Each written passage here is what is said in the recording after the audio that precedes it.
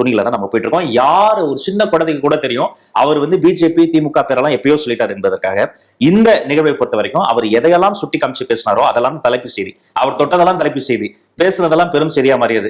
அவர் ஒரு இடத்துலதான் பேசினார். அவரை பத்தி வார்த்தைக்கு வார்த்தை வரிக்கு வரி ஒவ்வொரு நாளும் எங்களுடைய மதிப்பிற்குரிய ஆதவர்ஜனா சொன்னதை போல தூங்கும் போது கூட எங்க தலைவர் நினைச்சுக்கிட்டே எதிரிகள் தூங்கி கொண்டிருக்கிறார்கள். மீனிங் அவர் எதை எய்ம் பண்ணி சொன்னாரோ அதை போய் ரீச் ஆயிடுச்சு.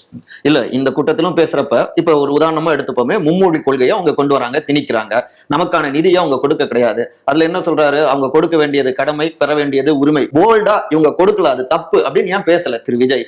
அப்ப பயப்படுகிறாரா பாஜகவை பார்த்து? இந்த விளையாட்டு செய்திகளை கேட்கிற பொழுது எனக்கு சிரிப்பு தான் வரும். பிஜேபி பார்த்து அவர் எண்ணிக்கை பயந்துருக்கிறாரு. டிமானிட்டைசேஷனுக்கு உலகமே சில்லறையை சதற விட்டது. அவர் அமைதியா இருந்தாரு. அவருக்கு தெரியும் ஒரு வாரம் கழிச்சு மீடியாவை அன்னைக்கே மீட் பண்ணி நோக்கம் சரியா இருந்தாலும் தாக்கம் தப்பா இருக்கு, டிமானிட்டைசேஷன் தப்புனார். இவர் விஜய் கிடையாது, ஜோசப் விஜய் ஒரு புலனாய்வு புலி ஆராய்ச்சி பண்ணி ஆதார் கார்டு எடுத்து போட்டுச்சு. ஆமாண்டா நான் ஜோசப் விஜய் தான் லெட்டர் பண்ணல அன்னைக்கே பதில சொன்னவர். அவர் வாழ்நாளிலேயே பிஜேபி கொடுத்த தொல்லைகளை பார்த்து ஒரு நொடி கூட பயப்படாத ஒரே தலைவர். மரியாதை ப்ராப்பர் அனுமதியோட நெய்வேலியில் ஷூட்டிங் நடந்தது. இந்தியாவினுடைய அதிகபட்ச உச்சபட்ச சம்பளத்தில் இருக்கக்கூடிய ஒரு நடிகரினுடைய ஷூட்டிங் அனுமதி இல்லாம நடக்குமா? ப்ராப்பர் அனுமதியோட நெய்வேலியில் நடந்தது.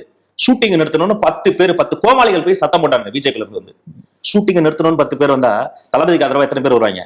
அந்த நாள் பேனுக்கு மேல ஏறி நிக்க கீழே லட்சக்கணக்கான தொண்டர்கள் நிக்க அவர் எடுத்து ஒரு செல்ஃபி இருக்கு பாருங்க. அவருடைய வாழ்நாளில் அவர் எடுத்து வைத்த ஒவ்வொரு அடியும் எதன் மீது தெரியுமா? வெறும் பாறைகளின் மீது கிடையாது. அவர் மீது வீசிய பிஜேபி வீசிய கற்களை எல்லாம் சேர்த்து கோட்டை கட்டி கோட்டையில் கொடியேற்றியவர் தலைவர். அவருக்கு ஒரு துளி கூட பயம் கிடையாது. நான் அது ஓப்பனா சொல்றேன். யாரை பார்த்து அதிகாரத்தை பார்த்து பயங்கிறதே கிடையாது.